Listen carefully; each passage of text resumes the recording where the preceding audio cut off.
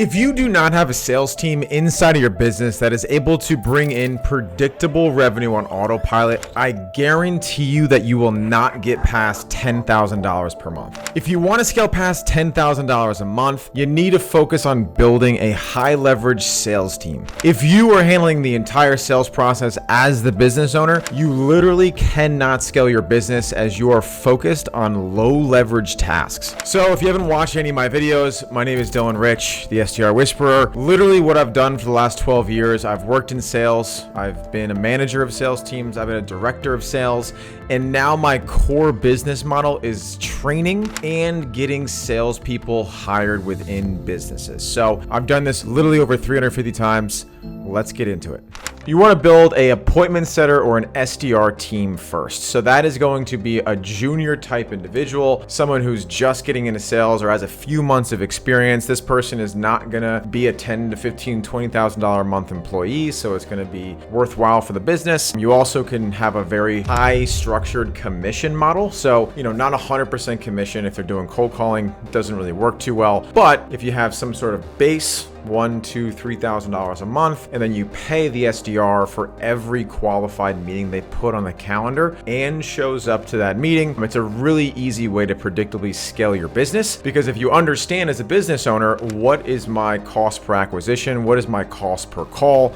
What am I willing to pay to get a customer? That's really what you need to understand. So a few things you need to understand there is the lifetime value of a customer. So if you're a marketing agency, you charge $3,000 a month. Client usually stays on for 9 months, right? That's going to be around $27,000 in lifetime value. So in understanding that, you're going to be able to pay a decent amount of money, a few $100s, to acquire that customer. So if you have an SDR and they book 10 meetings a week, 8 of them show, and you close 2 of those deals, boom, you just created $56,000 in lifetime value, and you've probably departed with around a couple $100, maybe even $1,000. It makes a lot of fiscal sense, as well as if you clock your own time as a business owner, right? I value mine at $500 an hour. Think about how much time you're spending in relation to that per hour charge, and you're gonna soon realize very quickly that you're technically spending a lot of money to acquire this customer on your own,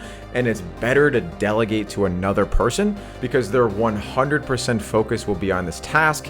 You have maybe 10 to 20% focus. So just inherently, it's gonna have a better ROI. It's gonna be more effective because it's 100% focused on. Now you have an SDR, an appointment setter, you have quality, predictable lead generation, meaning you have at least 3 to 5 calls per selling day on the calendar over a 2 to 3 month period. Now, the next stage and the next team within your sales team that you need to hire for is called a closer or an account executive if you're in the SaaS space.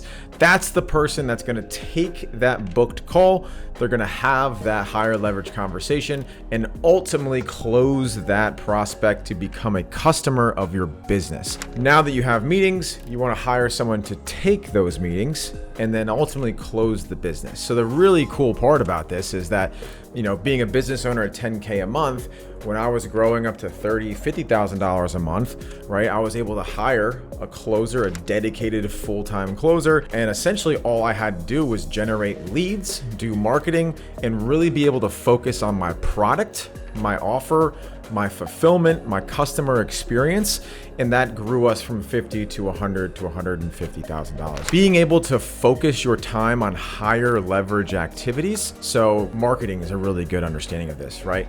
I can create a marketing asset, a piece of content. I can market that, and that can bring in eyeballs. Now I have a team that can generate and convert those eyeballs into an appointment. Now I have another person on my team that takes that appointment and turns that into revenue for the business. So it's a very predictable engine. Really what you want to do when you're building a sales team is be able to remove yourself from that sales process, create systems, and hire the correct people to truly allow yourself to scale the business. Now, once you have a team of setters, SDRs, account executives, and closers, Now, the next hire, the third tier in your sales process and sales team, is going to be hiring a sales manager. This is easily the hardest person to hire for, and it's probably going to be the most important decision as a business owner, because now you've removed yourself from appointment setting, you've removed yourself from closing the deals, but you still got to manage those people. Now, if you're able to remove yourself completely, you're going to establish a hierarchy, right? So you're going to have your setters, your closers, and then your manager, right? So it's gonna kind of pyramid here. And then you are up here as the business owner. So you're gonna talk to the sales manager. The sales manager will talk to the closers and the setters. They're gonna report on their KPIs, their metrics, what's going on, how many calls are being booked. Of those calls, how many are qualified? Of those qualified calls, how many are closing?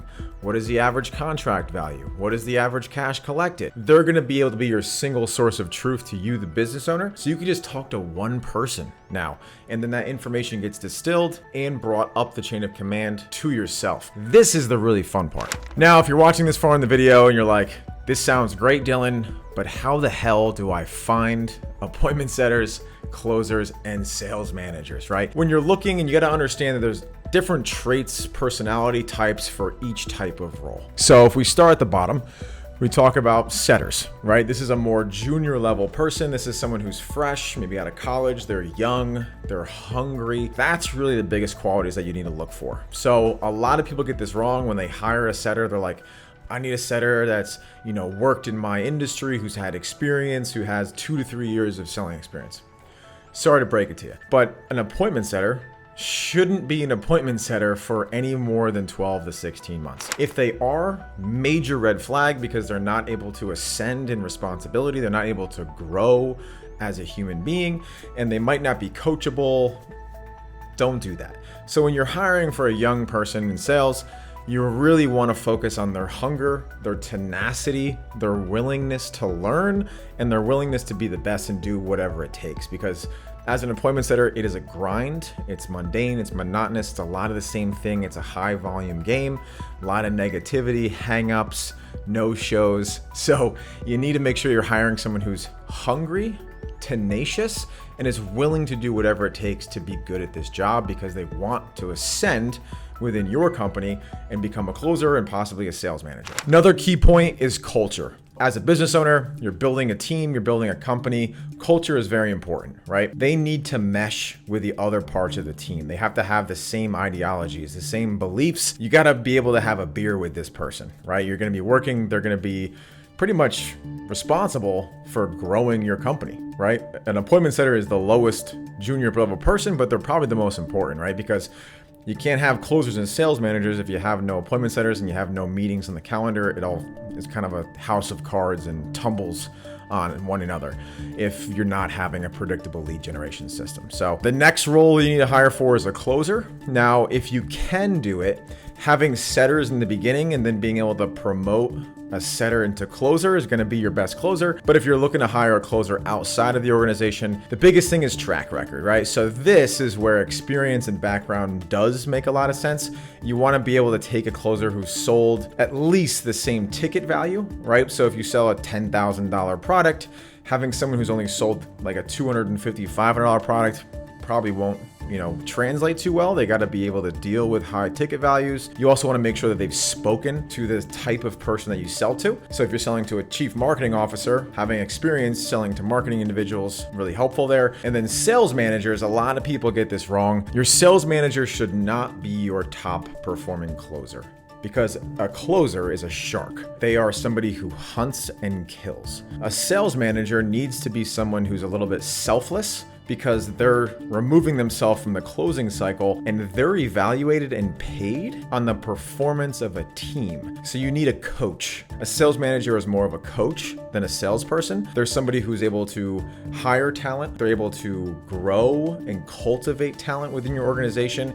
And they have to be team oriented and be able to really want to help others succeed, not be high egos or big egos or anything like that. Not good sales manager quality.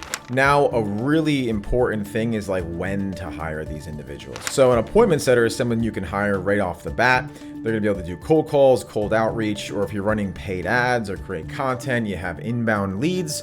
Also, a good time to hire them is at least 10 to 15 leads per day if that's their sole focus. You want to make sure they have enough people to call. Also, when you hire an appointment setter, you're going to have them go through your CRM and call all of your pre-existing leads that have never closed, never booked a call, or never responded to you.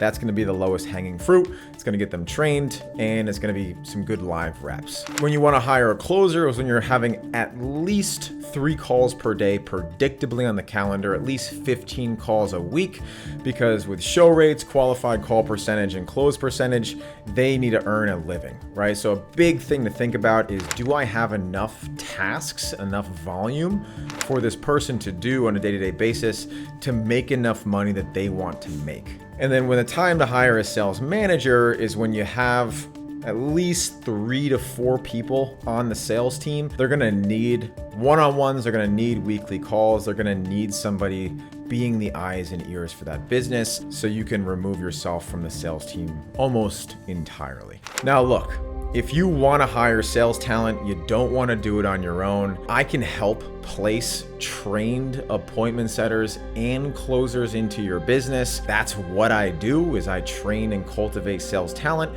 and then you're able to hire directly from our talent pool. There's going to be the first link in the description is going to be go to our website, check us out, watch our case studies, our testimonials, book a call with my team. You can test out my sales team process with my setters and my closers. The cool thing is you're gonna hire this person from us directly, and you're gonna own them internally. So it's not outsourced, you're able to actually hire and then grow and cultivate those individuals within your organization.